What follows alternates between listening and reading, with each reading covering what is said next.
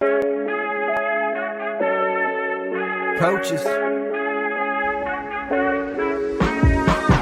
Blow the whistle, ay. Blow the whistle, ay. Blow the whistle, they can't hold a flame against you, ay. Blow the whistle, blow the whistle, ay. Blow the whistle, got the game, it ain't no issue, yeah. Blowing the whistle, I had enough with you, the championship, it is gone. Ain't listen to you, I can't give it to you, cause you don't know what I've been on. This is the Coaches Podcast. What is going on, everybody? Welcome back into the Fantasy Coaches Podcast. I am your host, as always, Coach Steve.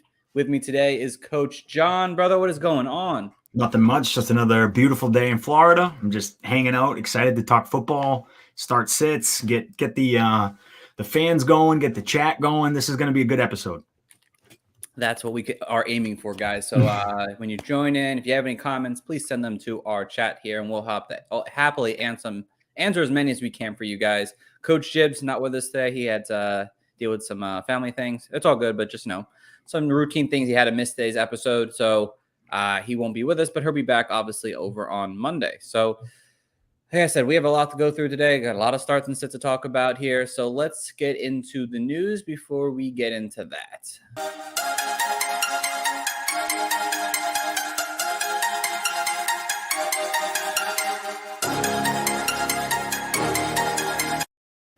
All right. So again, there's not much to really mention here because obviously it's Thursdays and we won't only find out many things until Friday when those injury reports become more finalized. So who missed practice today usually is not a great indication for their week status. Usually if they miss Thursday, it's not a great thing.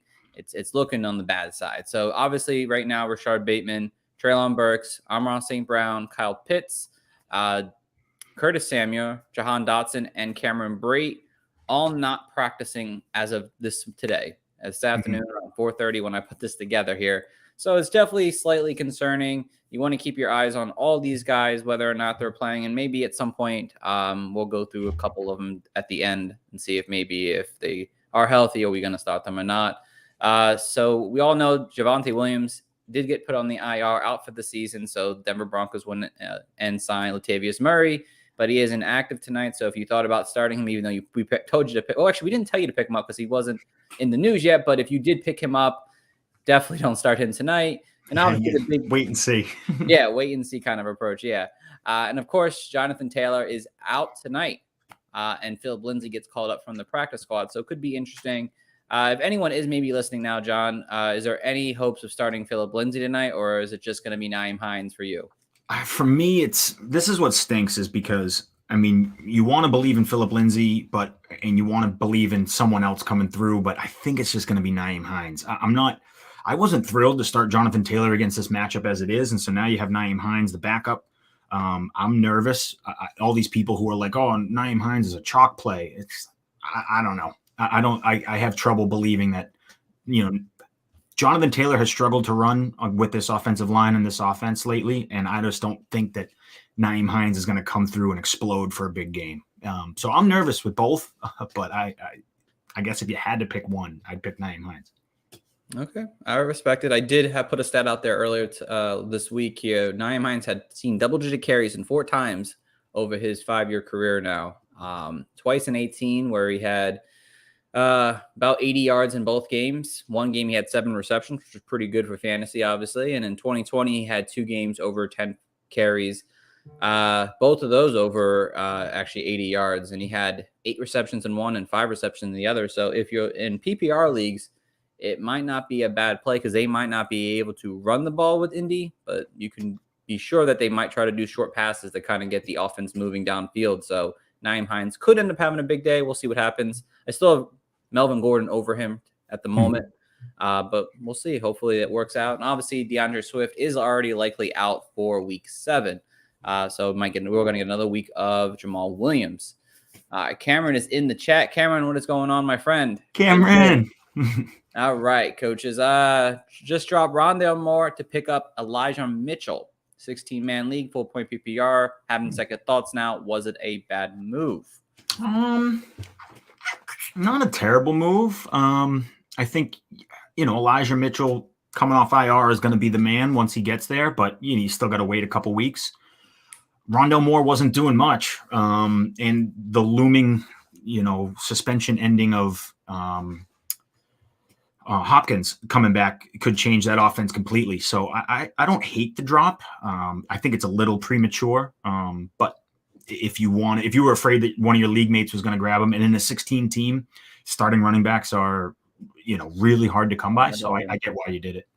Yeah, I think I don't think you should second guess that at all. Rondell Moore has not produced besides one game over his year and a quarter seasons now. And he's got Jameson Williams coming off IR. That's nice. You're going to have Jameson Williams at some point. Rondell Moore can't seem to either stay healthy or get enough playing time to really even be relevant for you in fantasy. So it's not a bad move, honestly. And when DeAndre Hopkins comes back, I don't expect Rondell Moore just to see open targets. You should be fine with this move here. Mm-hmm. He was also thinking Nyheim Hines in the flex tonight or go with Kareem Hunt. That's tough because I actually don't like Kareem Hunt this week. I think Nyheim Hines is probably a safer play. You're gonna get somewhere between 12 to 18 points in my mind with Nyheim Hines, and so Kareem Hunt is definitely more volatile. Like you might get 7 points, but we've seen Kareem Hunt go out there and score multiple touchdowns, and so. But I feel way more comfortable with Hines. I think it depends on what you're looking for, Cameron, in your flex spot this week. If you want a safe option, I think Nyheim Hines should see enough work that puts him in the range that John's talking about, the 12 to 15, 17 range. While Kareem Hunt, I like his matchup this week personally because, we saw what Damian Pierce did with the Chargers last week. Cleveland should run very well over these Chargers. But again, it depends on, is it going to continue to be the Nick Chubb season and Hunt's kind of just in the background?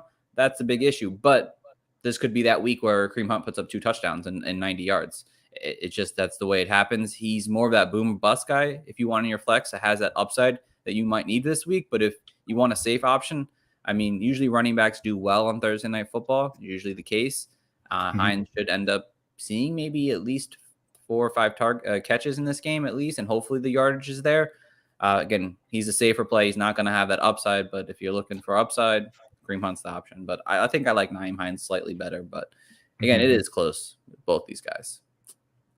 All right, so that is the fantasy news. Again, not crazy amount, nothing big. We already talked about the big stuff on Monday. So last week, let's talk about last week real quick. John wasn't here.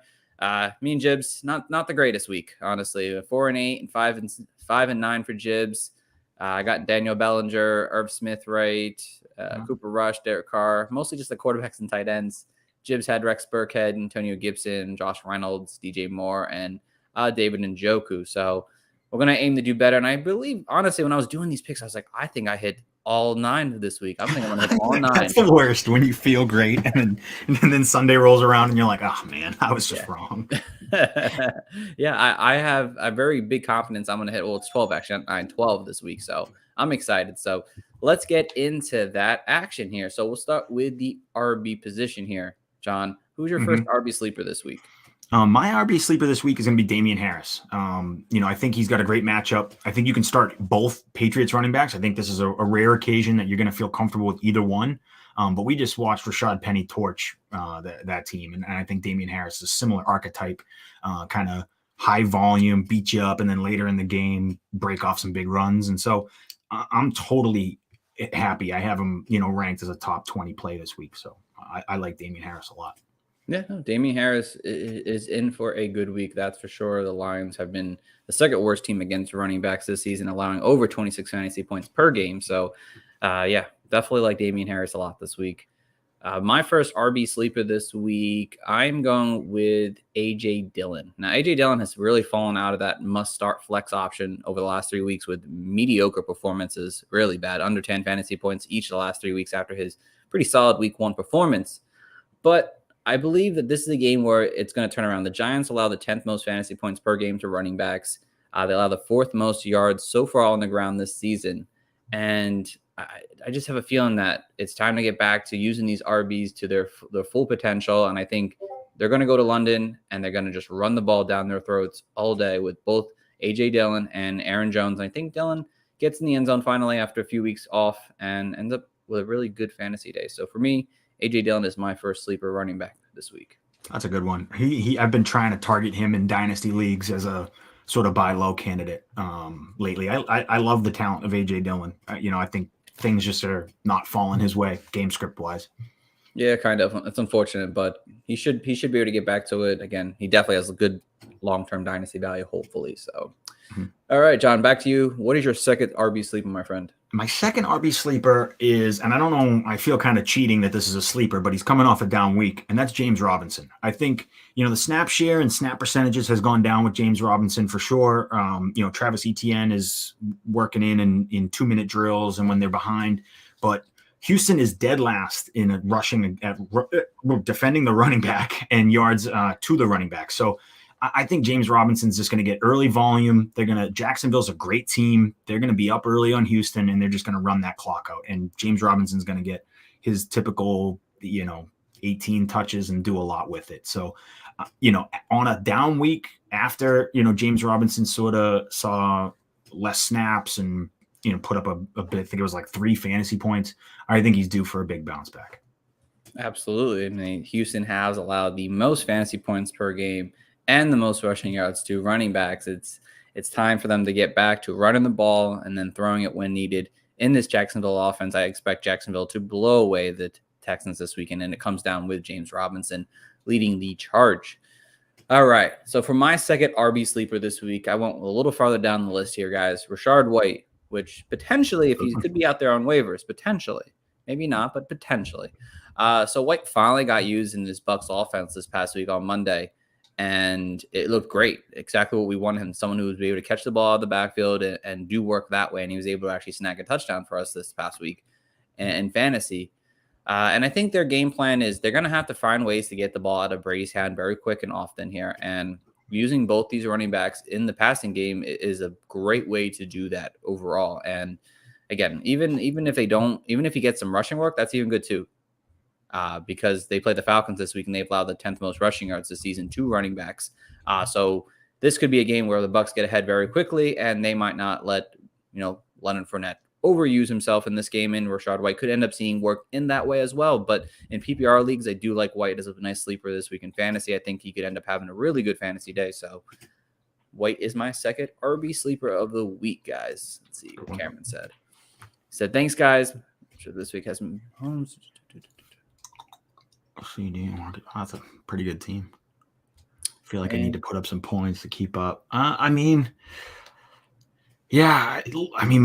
Adams, Pierce, Harris could all have big weeks. I wouldn't be super concerned with. CD's always a threat to be a deep play, and so is Marquise Brown. But yeah, you might need to. That's tough. I guess. Well, starting 2 Colts players this week might not be the best move, so maybe going with Hunt makes sense in that nature. Yeah. If you want that upside. So I don't like Brown's matchup, and I don't like Pierce's matchup that much. So maybe going Hunt makes the most sense in that case. Again, see what your opponent has, Cameron. Maybe I think that is the way I'm reading that. I think that is his opponent's team. Oh, that. Yeah. My matchup this week. Oh, my matchup this week. Okay. My matchup this week. So I'm reading that's the team he's playing against. So. Oh, you're right. Absolutely. Yeah. Again, I personally don't like it that much for this week. I like it long term, obviously, but his matchup. Nah. I think you could go into Hines on this route. Honestly, I don't think Mo Alley-Cox is going to have a big day. I think Hollywood comes down this week. I think Pierce ends up having a mediocre week. Harris is the big one. Obviously, we mentioned him already. Adams and CD are always in for a big week, and Mahomes could end up. He's Mahomes. He's Patrick Mahomes. Yeah, he's Patrick Mahomes. He's going to put up big points, but I think I'd still go. Nyheim Hines. No need to say sorry, man. It was my mistake of reading it wrong. So, yeah, I think I like Hines still personally. So, yeah, I would take it's funny. I said there is no upside to Nyheim Hines, and there is. There is a little bit, and there is a much safer floor with Nyheim Hines than there is Hunt. So I guess I'd probably roll with Hines. And this is the only week really you're going to get to use him, because once JT is back, Hines goes right back into your bench. So, agreed. Yeah, if you're going to use him, this is the week to use him. Otherwise, forget it. Right. That's the way I see it. All right, let's head over to some RB busts now. John, what do we got for RB busts? So I'm going to start with the first one, and that's Najee Harris. Anytime there is a quarterback change, an offensive change, you need to sort of let the dust settle and see where the targets go, where passing volume goes, and all those things. But to start, he didn't target the running back once, and that's very much a Kenny Pickett thing. I think he has more mobility than Mitch Trubisky ever had, and so he's going to be able to extend plays with his legs and look downfield. He's not going to look for that dump off for Najee Harris. And Najee has never been he's a good between the tackles runner, don't get me wrong, but he's not hyper efficient. He's 3 a carry and stuff like that. And so he could have a fine day, but I'm not expecting Najee, these days of Najee as a lock-in load, top 10 guy just scares me. I want to see it first before Kenny Pickett. So you're starting Najee Harris. You're not starting him, but I just would expect a down week. Yeah, no, I like that there a lot there. I definitely have Najee as a guy I don't really trust to start this week here. I don't know if maybe they use him more because of the rookie, but in the same sense, the Bills have been just dominant against. Yeah, that's the other part too. A terrible matchup. And he has been very inefficient outside of if he doesn't score a touchdown, it just doesn't look like a great day for him. So yeah, I don't hate that one at all. Mm-hmm. You're going to hate this one though, but my first bust of the day is Rashard Penny. That's my second one. I don't hate it. That's a good pick. That's a good pick. Thank you. So with Penny, it was a godsend last week. He torched the Saints, but the Lions. He torched the Lions last week, but he's playing the Saints this week, who allow the second, who don't allow the second most fantasy points per game to RBs. They actually allow the 7th fewest fantasy points with just 1 rushing touchdown allowed on the season here. The Saints do give up some yardage, so there's potential for that. But in a situation where I think Seattle might be in a game where they might be slightly behind in this one, maybe. I don't know. I don't know how to really take the Seattle team in full, but they could be behind in this game, which Penny has like 2 targets over the last 3 weeks. He's not involved in the passing game whatsoever. And if he doesn't get those big runs in and doesn't score, it could be a really bad day for a guy like Rashard Penny. So for me, Rashard Penny, I'm trying to avoid him if I can. He has that big playability, but I think this is a matchup where he kind of comes back down to earth a little bit. I agree. I think it's hard to run on New Orleans. It has been for the past decade. And I think it's just going to continue. They're going to bottle him up and try and force Geno Smith, who has been good and has been a great passer, but they're going to try and have Geno beat him with the arm. They're not going to let Rashard Penny and Ken Walker just run all over him. So it's going to be tough to find space, tough to find running room. But like you said, Rashard Penny is always a big play threat, but I just don't see those big plays coming this week. Definitely. So do you have another one? I do. I have a backup. My backup is Tyler Algier. Algier, similar reasons why I just, again, it's the matchup. Running backs tend to, they are very matchup dependent players. It's you look for running backs in good offenses with high scoring possibilities, and then you look for ones with weak matchups. And they're going against Tampa Bay, and Tampa Bay's, their front 7 is tough. And so I think Tyler Algier, he's going to get the volume and he's going to get the carries. And we all know Arthur Smith just loves to beat his head against the wall with running it, but I just don't know how efficient it's going to be. So you might get something like, 14 attempts, 15 attempts for 60 yards. And it's like, that's fine. But, Algier is not going to catch a ton of passes. They're not going to, really use him in that sense. So I just would temper expectations with Algier. I think some people are kind of getting forced into starting him because of injuries. There's a ton of injuries. He was a top waiver wire pickup this week. Yeah, he was a top waiver wire pickup for sure. You can plug him into the flex and feel okay. I would just temper expectations again. I just don't see a huge week.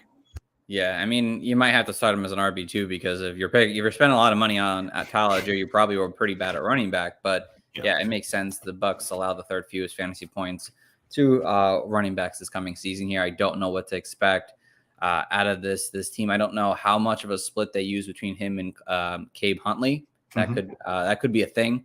We'll have to wait to see, but yeah, definitely not the best week to throw your prized week 5 waiver guy out there. So, all right. So for my second RB bust here, I went James Connors this week. James Conner is yet to rush over 60 yards this season here. He has gone 3 straight weeks without getting over 10 fantasy points per game. And now he gets to go against this dangerous Eagles defense here who have been just carving up running backs all season. They took down Cook, Gibson, Robinson, and they haven't allowed a rush over 40 yards this season. outside of that week 1 performance when Swift went nuts. But since then, it has been locked down. And the way this Cardinals offense is playing right now, I don't really want to trust James Conner much. He's not getting the full target share. He's splitting with Ito Benjamin in the passing game. So for me, it's just I'd look other places if you're trying to start James Conner. I just wouldn't this week. Yeah. I think it stinks because everything that could have gone wrong for James Conner recently has. It's just he's not getting that red zone work. He's not getting the touchdowns that we expected, and he just hasn't had any big plays. And so it's just very pedestrian for James Conner right now. Agreed. All right. So let's head over to some wide receivers now, guys. John, we'll start with the sleepers here. Who's your first sleeper RB? My first sleeper wide receiver is Corey Davis. I think Corey Davis is someone who we talked about it on the waiver show. We talked about it. I think we have to start paying attention. There is some consistency there. There's a lot of, the Jets offense is producing fantasy points and fantasy players, which is crazy. And so I think that you can be totally fine plugging Corey Davis into your flex or wide receiver 3 position this week and expect another decent outing. Yeah, no, I like this one a lot there. Miami, they're getting torched by wide receivers this season. I mean, even with Teddy Bridgewater, I expect this to be a relatively high-scoring game. For a divisional game, it's going to be a hard game. And it's just, I could see it, the Jets being down and having a throw, and it's there. They have the weapons this year.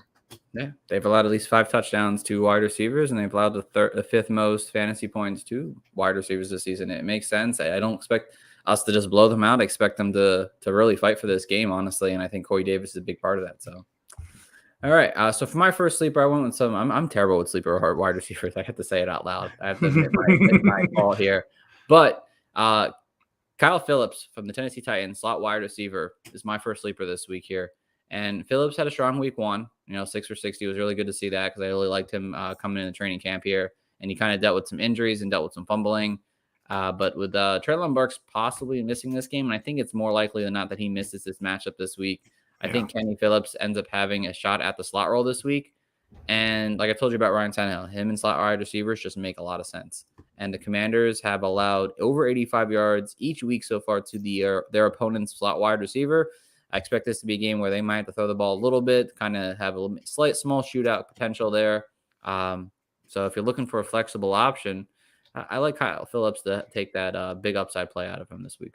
I tell you, I think the reports are that Burks is dealing with turf toe, which is usually a couple weeks. I went and picked up Kyle Phillips anywhere he was available in any league I was in. So I think you might get a couple weeks out of this play. I hope not, because I do have a lot of Treylon Burks. I also have Kyle Phillips, so I'm okay with that. So, All right. So, John, who do you got for number 2 now? I have everybody's preseason darling, waiver wire must add, George Pickens. I mean, he is just exploded for 100 yards. We have a quarterback change. The connection is there. Pickens and Pickett seem to have this mind meld. He targeted him over 30% of the time once he got in the game. So I think that there is a changing of the guard in that wide receiver room. And we could see Pickens really explode. He's a big play guy. He's a wow playmaker. We've seen it on small, limited snaps and limited targets, what he can do. So I'm excited. I think now is the time to really buy into Pickens and get in before the rocket ship takes off. Yeah, no, that's a great one because he was obviously my number 2 guy that I wanted to mention here for sure. But yeah, I like Pickens a lot here. The matchup's kind of like so for me, but the connection that he seemed to have already with Kenny Pickett intrigues me, especially for garbage time this week. Like it might be like early on in the game, you're like, shit, Pickens has like 2 catches for 20 yards at best.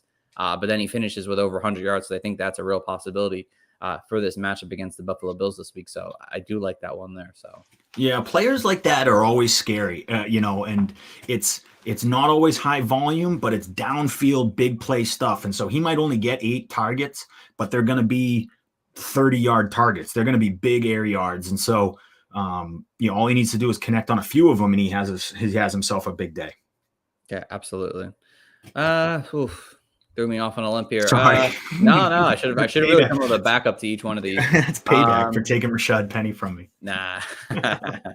I'm going to go with Matt Collins again. I'm pretty sure I went with Matt Collins last week. It was maybe 2 weeks ago. I think it was 2 weeks ago. I don't remember. But Matt Collins, he didn't have a great week following up after that great week 3 performance when he had over 150 yards. But this is a matchup where they're going to need to throw the ball. They're playing the Kansas City Chiefs this week. Kansas City does allow the 10th most fantasy points to wide receivers this season here. They allowed at least over 5 touchdowns to wide receivers this season here. And I expect this to be somewhat of a shootout matchup. I know Derek Carter doesn't do good in Arrowhead, but this is a different team. They have Devontae Adams here. I think that Matt Collins can find himself into the end zone this coming week here. So for me, I'm going to go with Matt Collins. That's a good one. I like that. Thank you. All right. So over to the bust. John, who is your first bust? Oh, my first one is Deontay Johnson. Kind of goes hand in hand with the Kenny Pickett take. I think that they're with the George Pickens take is that Kenny Pickett, this is getting confusing. This is in Pittsburgh. This is ridiculous. But he didn't target Deontay Johnson. I just don't think that these short yardage plays are going to be his MO. I just don't think that's who he is as a rookie. I don't think that's who he is as a player.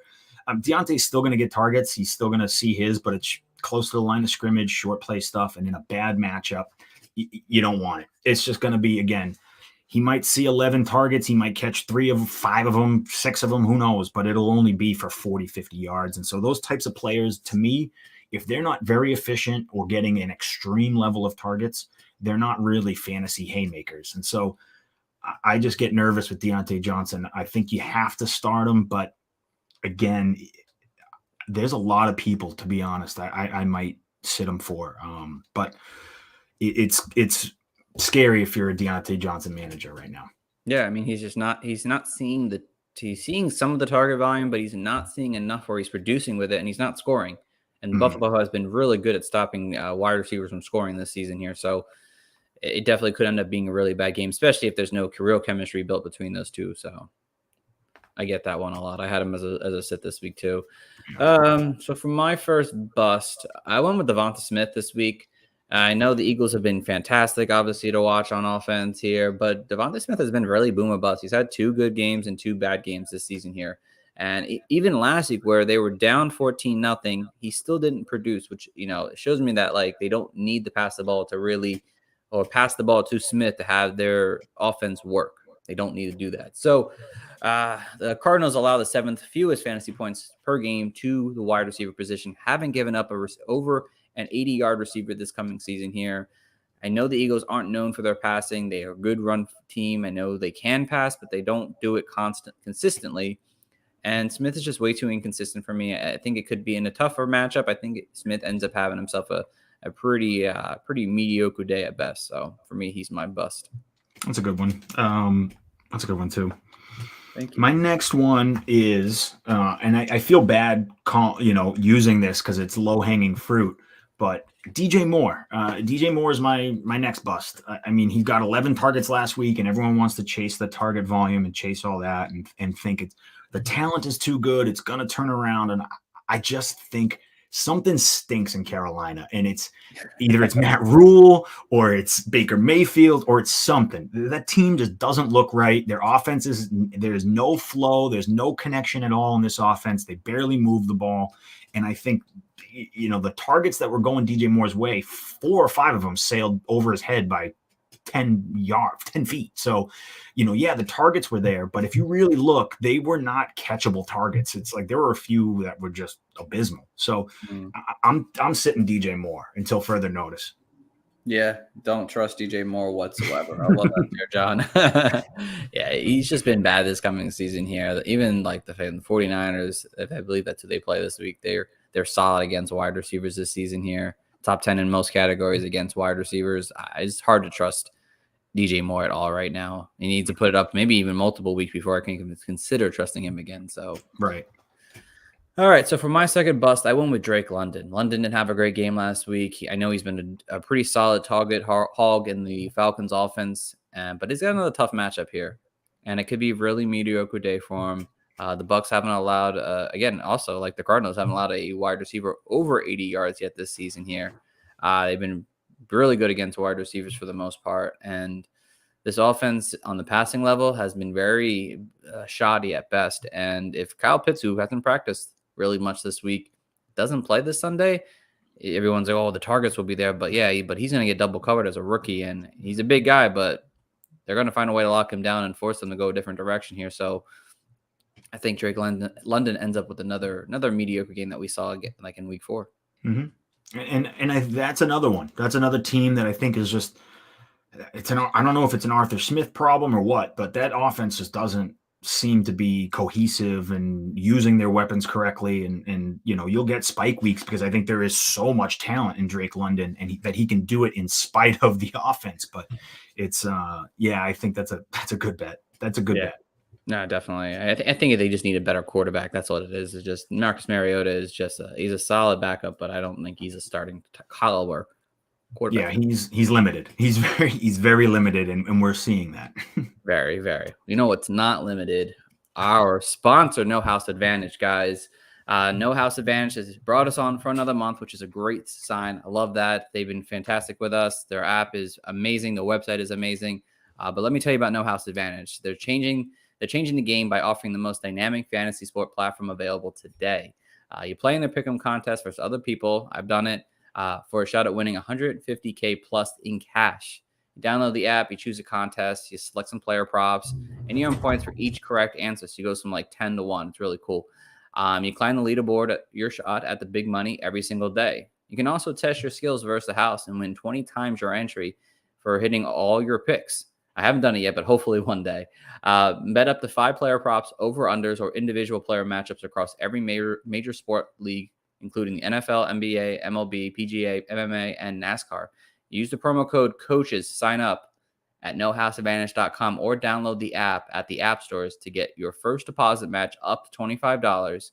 Make sure you check it out. No House Advantage. Play today. Experience daily fantasy sports redefined, because it's just not how you play, but it's also where you play.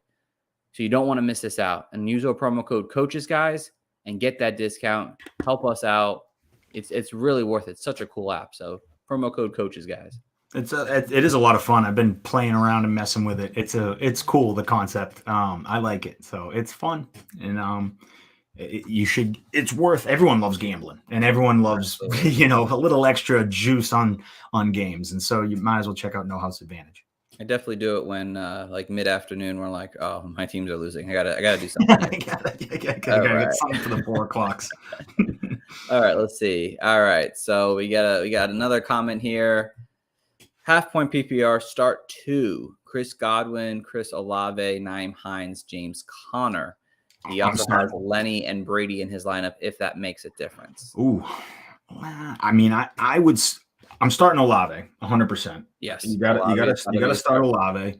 Michael Thomas looks like he's going to miss another week, so you just have another chalk week with Chris Olave. So Chris Godwin, I probably would. The stack with Brady is nice. Chris Godwin is one of those players that, like a Deebo Samuel, it takes one play, he can make a couple guys miss. Jump over a guy and all of a sudden he's in the end zone for a 60-yarder. And it's like, I just don't know if Hines and James Conner have that same sort of big playability. And so the way I play fantasy, I always look for those guys who are going to really break out and really put up a big score, because that's how you win games. You have a bunch of 8-point to 10-point players, doesn't do you any good. But a guy like Godwin and Olave who can go out there and put 20 plus up, that helps. That wins you a week. Yeah, I think Johnny said it best, honestly. It has to be Godwin and Olave. Just, let's see. What did he say? The only things that worry me about Olave and Godwin in my line is the fact that I have Kamara and Lenny. So he has a lot of these 2 offenses. Yeah, I mean, that is tough. But luckily you have 2. I mean, you have the Bucs, which is a good offense, and the New Orleans offense, which I think is going to put up a lot of points against the Seahawks. So, it stinks because you're not going to get it caps. I guess it does limit each player when you do that, because if Godwin scores a touchdown, it's not Lenny. But I still would feel comfortable doing that. I wouldn't, again, you would be bummed out if you have James Conner in your lineup and Chris Olave goes for 140 and a score. You'd be like, what was I thinking? What was I thinking? Yeah, I think Johnny said it the best, honestly. Like James Conner, like I mentioned before, hasn't gone over 10 fantasy points in 3 weeks now, and it's not a good matchup. Nyheim Hines, I don't like the matchup, but I like the opportunity in the passing game for him. But again, like we mentioned before, it's a floor play. It's not a ceiling play. Olave has just dominated the last few weeks. He's got over 30 targets in the last 3 weeks. Oh, he's insane. Leading the league in air yards. Olave exactly. is such a must start every week. It's like, it's crazy to me that people even question it. And Godwin's first game back, he tied with Mike Evans with 10 targets and did decently well. He should be able to play very well against this Falcons offense, which he's very much destroyed at times over his career. So I understand the worry, but you should be fine going with these guys. It's going to be both these offenses should put up enough yards or points to help you out through the week here now. He's got one more here. Let's see, and we'll get back to the tight ends here. All right. Now, should I drop Gabe Davis for a guy like Lockett, Judy? Nope. I'm not dropping for any of those people.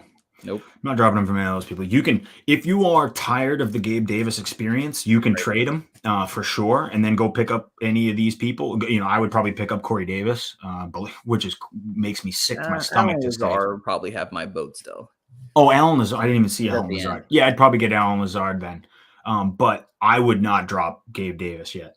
I wouldn't do it. It's just in too high-powered of an offense, too important of a piece. I just wouldn't do it. I know it's frustrating. He's not coming off as hot as we all expected, but kind of battled. He was banged up. He's battling a little bit of an injury. So he's got Mike Williams, Mike Evans, and Christian Kirk. Those guys are all heavy volume target guys who are producing. Gabe Davis is a guy who can make or break your flex play, which definitely hurts, but he's had so many down weeks so far. The big weeks are going to come for him at some point here. He's in a high power offense that loves to throw the ball. You have to continue with it. Yeah. I mean, I get it if you want to sit him until you see something from it, but don't drop him. Don't drop him. You'll regret it. Definitely not. All right. So let's get back to the tight ends, and then we'll get back to a few more questions here. Who's your tight end sleeper of the week here, John? I'm going to start with Logan Thomas. I think Logan Thomas is somebody, the Commanders might be out without Jahan Dotson, who has been their sort of red zone guy, their threat to score a touchdown. And so where it could come through is I think you might get it's not going to be a big week for Logan Thomas, but you might get a touchdown. This might be the week if Jahan Dotson sits, this might be the week where you get a Logan Thomas touchdown and he's, gets you those 10 points that you're looking for at tight end. Yeah, that's a solid play. Logan Thomas definitely has a nice play this week, especially if they're missing 2 wide receivers. He's going to see a buttload of targets like he did in prior years before. So definitely a good one there, John. For my sleeper guys, I went with someone who might be able to pick up off waivers right now, and it's Hunter Henry.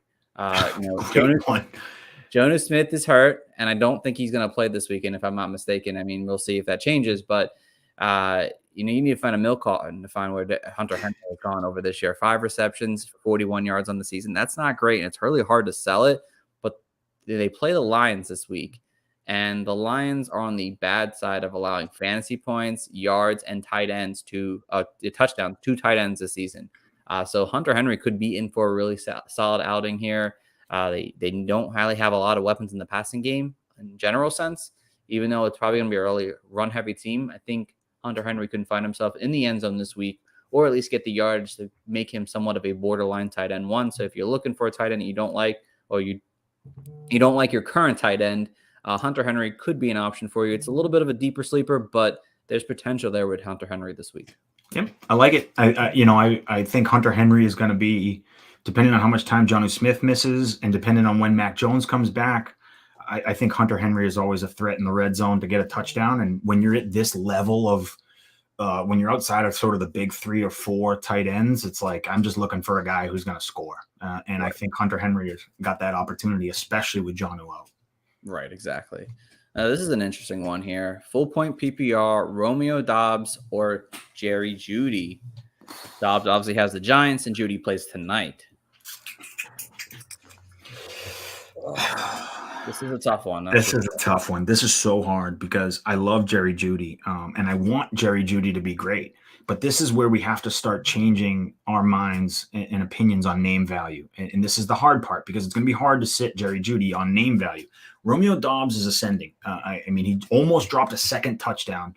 He almost had a 2-touchdown game. And so I think there is a little bit of a connection there. They're still getting Christian Watson involved. And so maybe snaps might drop for Romeo Doubs. But I think if the Packers are smart, they'll probably get the snaps away from Randall Cobb, which they should do, and run with Romeo Doubs, Allen Lazard, and Christian Watson.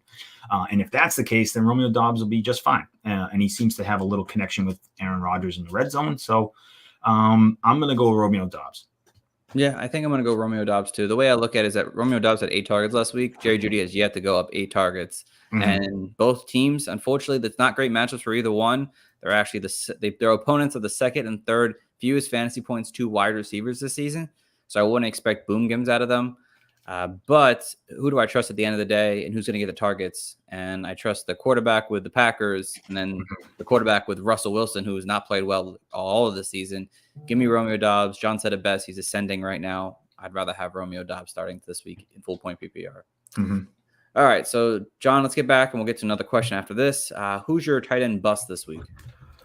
My tight end busts, I have Mike Gesicki. I think, I think that it's going to be a hard fought game. I think they're going to need to score points and they're going to go through the wide receivers. Mike Gesicki is a nice story. When he gets in the end zone, I think, again, this idea that Mike Gesicki is going to transcend this offense and be a top 5 tight end is just not realistic. I think he's just just put him in the pile with everybody else, where if he scores, you're happy. If he doesn't score, you're probably getting 4 or 5 points. And so I think this is going to be a week where the passes from Teddy Bridgewater are going to go to the yards after the catch playmakers in Tyreek Hill. Yeah, no, I like that one a lot there. It's good. It's a good not play there for sure. I like it. All right. So for my tight end bust, guys, I went with Will Dissly. So Will Dissly has been rising, obviously tight end 9 overall currently right now. So people might have went out there to pick him up because he has been ventusing. But it's been really touchdown dependent. He's only averaging 29 yards a game. And if he doesn't seem to get that touchdown, it could end up being a bad day for him. And who did they go up against? The Saints, who are the best team in the league right now against tight ends. Fewest fantasy points, fewest yards, hasn't allowed a touchdown to a tight end this coming season here. I like what Geno Smith is doing, but they've had much easier opponents over the last 4 weeks. Saints are a tough defense. I think we get back to the Will Dissly who puts up 29 yards, and that's it. And when you put up 29 yards, that's 2.9 fantasy points. No double-digit fantasy points right there. So for me, Will Dissly, I think, ends up having a very mediocre day, and I'm out on Will Dissly. So yeah, that's a good one. Yeah. All right, we have another question in the chat. Let's look at trade question here. What's up, guys? Thoughts on this trade? Kareem Hunt, Khalil Herbert, and Montgomery, assuming Dave Montgomery, for A.J. Dillon and Tyreek Hill. They're trading 3 running backs for A.J. Dillon and Tyreek. I mean, I would do it. I think the Bears. I think Hunt is what he is at this point, without an injury to Chubb. We know that he's probably this running back 3 with upside. Khalil Herbert and Montgomery are fine, but they're not the game breaker that Tyreek Hill is. And we just talked about how I think there's brighter days for A.J. Dillon. So I would rather have, because Tyreek's in your lineup every week. A.J. Dillon's probably in your flex. And then, I just wouldn't. I don't know. The Bears offense, I just don't want a piece of that Bears offense. Like, it doesn't excite me at all. It just doesn't. So, like, Khalil Herbert had a good day and continues to run well, but that is very much an outlier. I don't think those games are, 100-yard games from Khalil Herbert are going to be common. And then when David Montgomery comes back, they might have a split backfield, and it could be annoying to have both of those guys. It could really suck. And so, the idea is smart, like, let me have Khalil Herbert while David Montgomery's on the mend. But then once David Montgomery comes back, if Khalil Herbert's still running like a madman, they're not just going to sit him on pine. So I personally would rather the A.J. Dillon and Tyreek side. Yeah, you're getting more upside with both those players overall. It sucks to lose the depth at running back because I love to have depth in my fantasy leagues. But if you're looking to make a push right now, Dylan's going to have better games down the stretch, and Tyreek Hill he's a value in draft right now. I mean, I think he went in the late second, early third round, and he is looking good in this offense. I don't care if it's Teddy. Teddy showed enough that you can trust him with at least one guy, and I think it's going to be Tyreek Hill at least. Mm-hmm. Hopefully, that's not the case long term. I don't know if you saw that, like the note report I saw about an expert on concussion said that Tua should retire. Wow. Yeah, hoping that's never the case, but I mean, obviously his goodwill comes first. So yeah, I mean, we didn't even. I don't even think we talked about the Tua situation and that whole thing, but it's scary. I mean, a concussion that bad, especially back-to-back weeks like that, it's not good. And you know, my best friend played in the NHL. He suffered from concussions and he had to retire because of them. Once they start to pile up, he goes, they're easier to re-aggravate. He goes, your brain is eventually just gets soft. And so that's tough. And so hopefully he takes the time to really heal up and let things get back to normal. But yeah, it was bad 2 concussions in a row. Yeah. Cause it happened on Thursday. We didn't really have a chance to do that. So yeah. Yeah. Really. Now let's look at his team real quick. Lineup: Justin Herbert, Justin Herbert, Herbert, Jefferson, Tyreek, Kelsey, Zeke, Dylan, Godwin. Oh yeah, it's a great. Yeah, dude, you're in great shape. Dude. Great shape. You're in great shape. You're in great shape. Like, I get it. Justin Jefferson hasn't been off to the hottest start, but he's awesome. Tyreek's great. Zeke is who he is at this point in his career. He's a RB2 with touchdown upside. And you got Dylan. I think to make that trade for depth, I understand you want the depth and the theory is there, but I just think that Hunt is limited, and then this Bears backfield could be a mess in a couple weeks. Yeah, definitely a good play. Go pick up like Zamir White and some of these other rookie running backs that will eventually, second half of the season, added your depth right now if you're looking for some players to pick up right now. So add young running backs, backup running backs who have potential to play at some point this season. The fact that you can have Jay Jettas and Tyreek on the same team, that's nice. Is nice. Yeah, that must be fun. I wish I knew that feeling. I know. All right, let's get over the quarterbacks. Let's finish this thing up. John, what's your QB sleeper this week? QB sleeper this week is Zach Wilson. I think it's going to be a high-scoring game, divisional game. It's going to be – sorry, did I take it from you? No, Zach Wilson versus the Dolphins. Get out of here. Sorry. I think it's just going to – I just see a high-scoring game. I see them having to play catch-up. I see Zach Wilson, having to throw the ball a lot this game. And he could, again, 20 points is not out of the realm of possibility. So – you could probably pick them up off waivers and start them and feel comfortable. Yeah, I mean, obviously I love Zach Wilson, obviously, but going against my Dolphins, I don't like him as much, obviously, because I'm a Dolphins fan. But yeah, no, in a general sense, if you were looking to start him as a sleeper option, there's definitely potential there. He didn't look the best, but that fourth quarter versus the Steelers, he looked much better. Mm-hmm. He needed to shake off the cobwebs. I expect him. He's got a good offense around him, so I'm expecting more out of Zach Wilson. That's all I can say. I'm expecting more out of him. Yeah, he finally has the Jets finally have weapons. I think people are really slotting into their. You have your Garrett Wilson as your alpha, big play guy. You have your Elijah Moore as your sort of tactician in the slot route runner, and then you got Corey Davis just steady Eddie on the outside. So, right. And then Breece Hall, who's coming into his own. So that offense is they're looking fun. Oh, yeah, definitely. All right, so let's go to my sleeper here. I went with Jacoby Brissett this week. Brissett's had one really good game and a couple decent games, nothing crazy, but he's playing the Chargers. Their defense isn't as good as they were a couple weeks ago. They've lost a lot of people to injuries, and they've allowed at least 8+ touchdowns to quarterbacks this season in the air, obviously. They've actually allowed each game so far at least 2 touchdown passes to each quarterback they've faced so far. Jacoby Brissett can do that. I know they're really bad against the run, and I think that Nick Chubb and Hunt could have a really good game, but I think Jacoby Brissett gets his as well, ends up as that, high-end QB2 for you this week in fantasy, and it's just a good matchup, and I think there will be points needed to be scored because obviously you have to keep up with the Chargers if you want to be successful. So I think there's going to be opportunity for Brissett to be able to have to throw the ball more, which could lead to touchdowns this coming week. Good one. Thank you. All right, so let's get to the busts. What do you have as our QB bust this week, John? So my QB bust, and this one hurts because I like the story and I like the player. I like the way he's been playing lately, but it's purely matchup, and that's Geno Smith. I think, New Orleans is always a tough matchup on defense. Like I said, they're going to be able to stop the run. And then you're going to have to, contend with Lattimore on the outside with DK Metcalf and all that. So it's, he will be usable, but he's not going to be this great top 15 play like he has been lately. I think he's due for a down week against a tough opponent. Yeah, no, I think so too. This could be a week where he ends up being kind of bad, honestly, after being really good over the last month. So I like it. All right. We're going to get to those questions in a second, guys. So we're just going to finish up my QB bust real quick here. And it's Matthew Stafford, guys.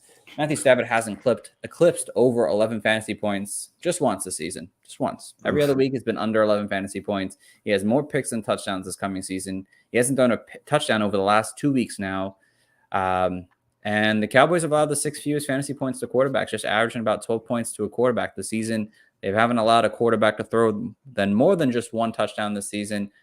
So it could end up being a really bad day for Matthew Stafford. He just has not looked good in that offense. The offensive line cannot hold anybody.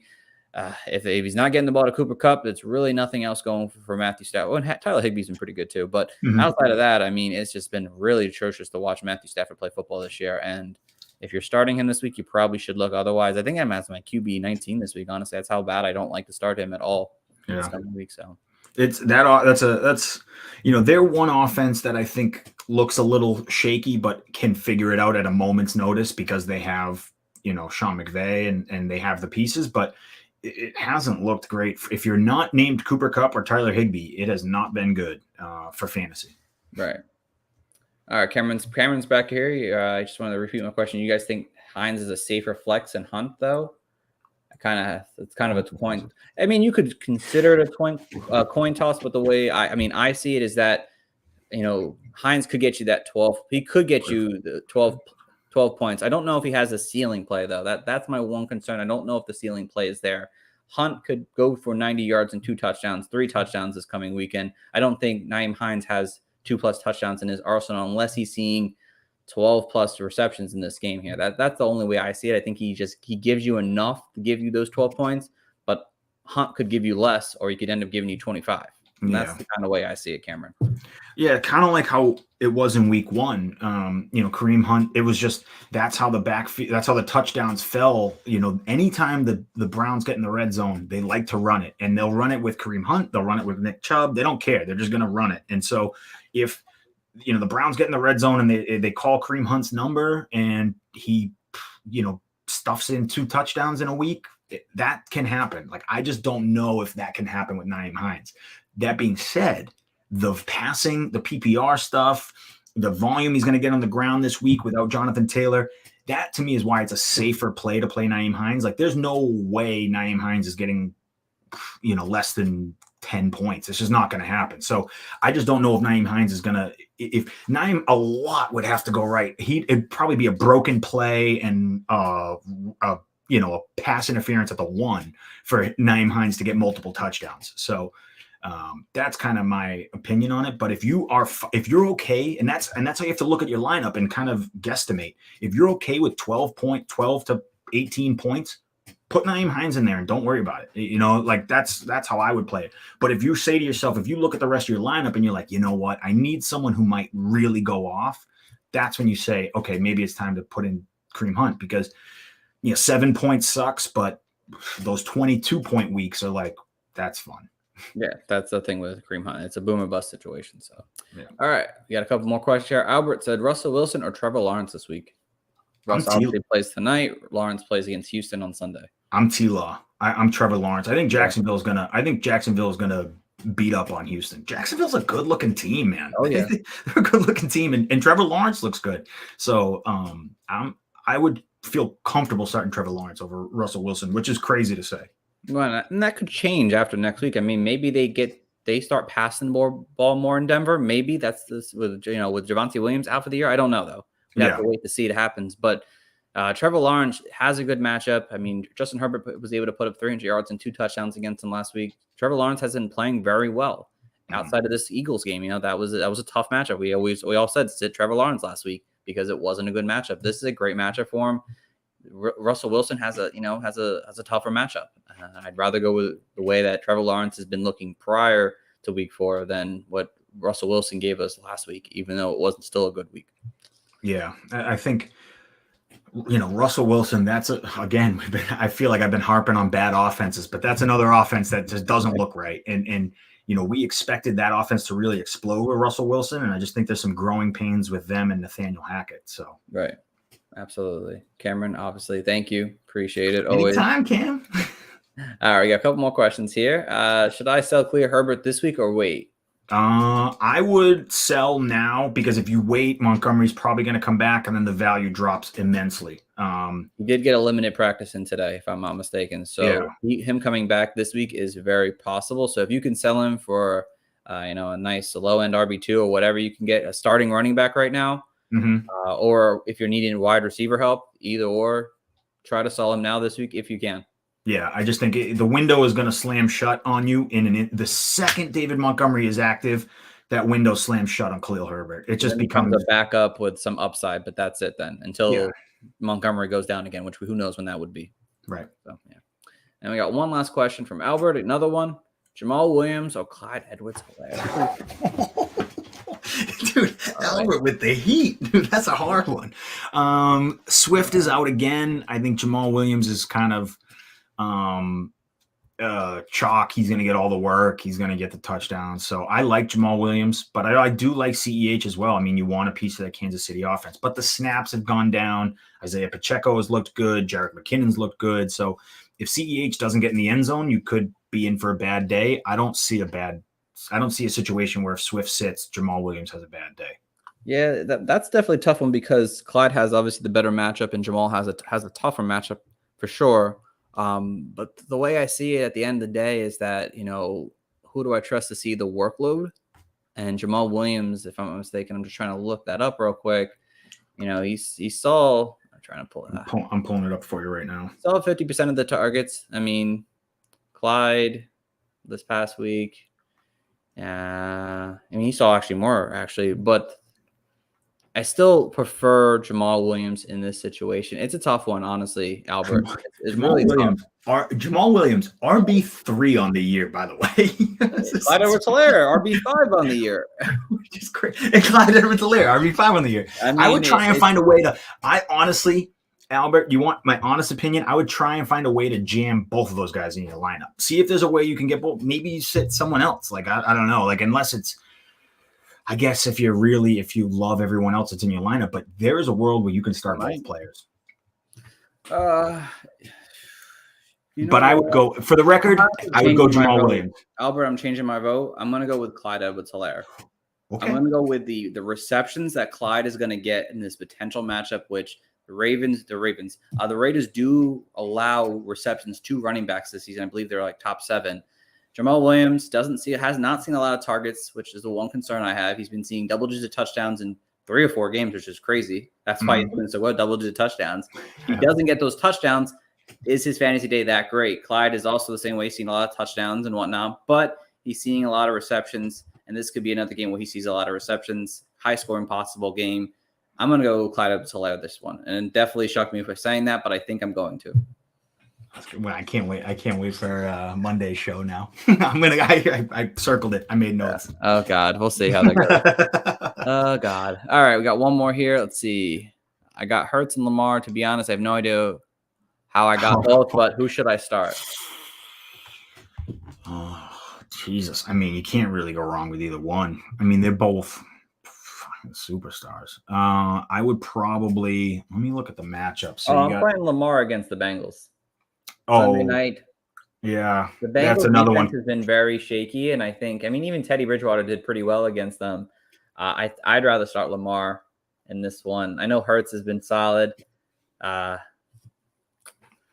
They're both must starts this week. That's the thing. I know that's what's tough. He's going against Arizona. Like Arizona's no brick wall. I think probably I think I'm probably Lamar Jackson too. But in my opinion, they're both top 5. You're not really gonna go wrong either way. I don't know how he has both. That's what he said. To be honest, I have no idea how I got both. It's like I don't know either. Maybe I don't know either. Lucky.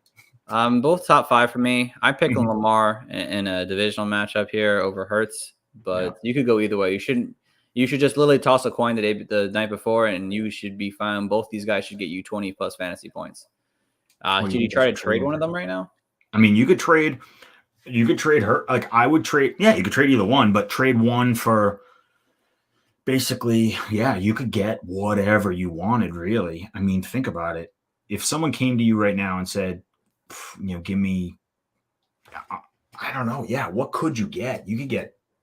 It depends on your team and your league, honestly. I mean, you might be able to get maybe get a Chris Godwin for one of them. Maybe get you could get Chris Godwin plus. You could get Chris Godwin plus something. If it's a 1 QB league, you might be able to do that. Yeah. I mean, something like that. You might be able to get, trying to think of the RBs right now that are in the middle. Maybe AJ Dillon plus something else. Like you could get a couple different things out of it. But again, don't make the trade just to make the trade. Wait until you get the best value. Maybe somebody's quarterback's really hurting and then attack that person's for their potential. Yeah. I would find the team that is clearly struggling at quarterback and just dangle it out there and see what they say. But, both Lamar or Jalen Hurts could get you a lot. Could get you a decent haul. Right. Cameron has another question here. Is Pacheco worth dropping Madison or Hines for after this week? Absolutely Hines. Is he's on my waivers at the moment. So Pacheco is on the waivers. And either dropping Madison or Hines. I'm okay dropping Hines after this week for Pacheco. Yeah. Personally, I mean, again, it's going to leave you, if I remember his team correctly, it's going to leave him really, the depth isn't going to be great because it's a lot of backups. And Hines might be able to put up 7 points most weeks.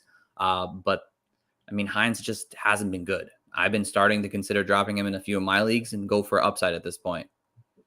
Yeah. And Pacheco has been getting snaps. We're watching his snap share go up and he ran well the other day. So, it is worth it, to my opinion. I don't know if I drop Madison because of how, vulnerable Cook is to miss a game. Right. But Hines, I'm okay after this week. Yeah. All right. We got a question from Nick in the chat here. Is this the championship winning team? 10-man, 4-0. Nice. Lamar Jackson, CMC, Lenny, Jamar Chase, CD, Kelsey, Godwin, Judy, Dobbs, Myers, Rashad White, Mostert. Yeah. Yeah.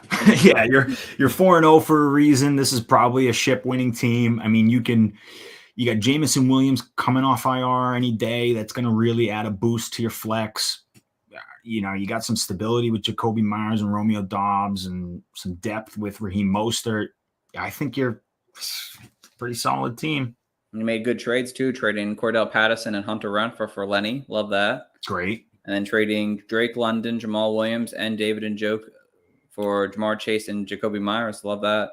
Love that too. Yeah, love that too. Yeah, definitely good trade. Championship winning team there, Nick. Nice. Cameron wanted to bring his RBs back up. Like I said, it will leave you really deprived on the depth with your RBs, having two guys who need another guy to kind of go down for them to kind of take that spot right now. And you don't have. But that does make sense why he grabbed. Again, this now makes sense why he grabbed Elijah Mitchell early, because when he comes back, I think he's going to be the guy. Yeah, definitely, Cameron. Nick had another question here. Any guys I should grab for the fantasy playoffs? Well, you already got my number one target. I've been telling everyone to grab, which is Jameson Williams. I think he's bound to have a second half explosion. So that's a good one. Other than that, that's the thing. It's tough. Anytime you try and project too far out in fantasy, it's difficult. A lot can happen between now and the playoffs, So there's injuries, there's quarterback changes, there's coaches could get fired. A lot can change, but what you should target, in my opinion, is the guys who are coming back from injury. And I do like James Robinson. If you can get James Robinson, his playoff schedule is nasty. And maybe trading Lenny again, even though you just got him, could be potential there. I mean, I guess you could trade Judy, maybe trade Judy for James Robinson. I mean, that might be a stretch for the Judy owner to want to, or the Robinson owner to take on just Judy. Mm-hmm. But Robinson has a fantastic playoff schedule. So, I mean, getting him, this Jags team looks good. So that's a potential there for you, Nick. Yeah. That's good. Let me just see if there's anyone else here I wanted to throw out. I mean, if you can acquire like AJ Brown or Devontae Smith, they've got good matchups. Obviously, you might have to make a big trade for that one, but some of them like that. But definitely James Robinson, I'd be looking to acquire everywhere if I could. All right. I think we're going to wrap things up. I don't see any more questions in the chat here. So thank you guys all for tuning in, listening. Obviously, thank you guys all for the questions today. Really do appreciate it. We love answering some fantasy questions for you, as always. Oh, we have another one. Last minute, under the wire. Under the wire. We got in there just in time. Romeo Doubs, Brandon Cooks, or Michael Thomas and Metcalf. So I'm assuming this is a trade here. So you would rather have Dobbins and Cooks or Metcalf and Thomas? Well, it's funny. This is a pretty fair trade. I would probably. So Michael Thomas is missing time. Metcalf is dealing with. He just had a big game, but I mean, he is. Yeah, I think probably Dobbs and Brandon Cooks are going to give you more weekly value. They're gonna be playable every week. And like I said, Dobbs is ascending. So I think Michael Thomas is on the back nine, and Metcalf is an elite talent. We know who he is, but he's just limited by his quarterback right now. Right. I feel like the name value on the one side, I feel like there needs to be more to that trade. But I mean, it could just be me thinking of name value overall. But again, you're taking a risk with the Dobbs side because we assume he's ascending, but you just never know. It could end up, something could change in that situation. And Brandon Cooks, is just a solid guy. He had a couple down weeks, but he should be able to bounce back and to have some better weeks in the end. Metcalf and Thomas have major upside. Yeah. But again, Metcalf is, who knows how that Seattle offense is going to work, and Michael Thomas continuing to get hurt. I don't like Michael Thomas hurt. I'd rather just stay away from that. So I'd probably go Dobbs and Cooks here. It's close though. That is close at first, but it might end up working out the rest of the season. Yeah, that's a trade that you're just trying to shake up your roster. If you're 1-3 and you just like, I need to try something new. It's a pretty fair trade though. Based on those wide receivers, there's a chance he is 1-3. Yeah. Right now. Mm-hmm. If depending on what side he had, if he had the Metcalf and Thomas, maybe it's the other side. I don't know. Yeah, I and this was my fear all off season was coming in, is that Michael Thomas might just be, he didn't play football for almost 2 years because of an ankle injury. It's like he gets beat up, and it happens, and he misses time, and so Michael Thomas when he's on the field is a good play, but it's just I don't know if he's the best ability is availability. And if he's unavailable for you, that's no good. That's true. All right. So we're going to wrap this thing up. Thank you guys all again. He's 1-3. So, and he had Metcalf and Thomas. I keep calling you. I know it, dude. I get that. I get that trade. I totally get it. I get it. I like it. I'm in the mindset with you. Definitely. All right, guys. So thank you again all for listening in. We do really appreciate it. As always, go check out our website at www.thefantasycoaches.com. You can follow us on Twitter at Coaches Fantasy. Coach John, anything you want to mention before we go? I got nothing. I'm excited for tonight's football game. Hopefully, we get to see the superstars that are Jonathan Taylor and Javonte. Oh wait, never mind. We're watching Melvin Gordon and Nyheim Hines go at it tonight. So have fun tonight. Pop some popcorn and hopefully we have a good game. Absolutely, guys. So again, appreciate you listening in. We'll be back Monday. If you need some more start and sit advice, as always, you can. We're going to have a start and sit show around like 9:30, 10 a.m. on Sunday. So look out for that. Just give us a follow here, and you'll get the notification. And of course, if you want to win some money, go to nohouseadvantage.com. Use our promo code coaches. Win some money today. Let us know how you do. We'll be doing it as well. So thanks for listening, guys. Tune in until next time. Have a good one.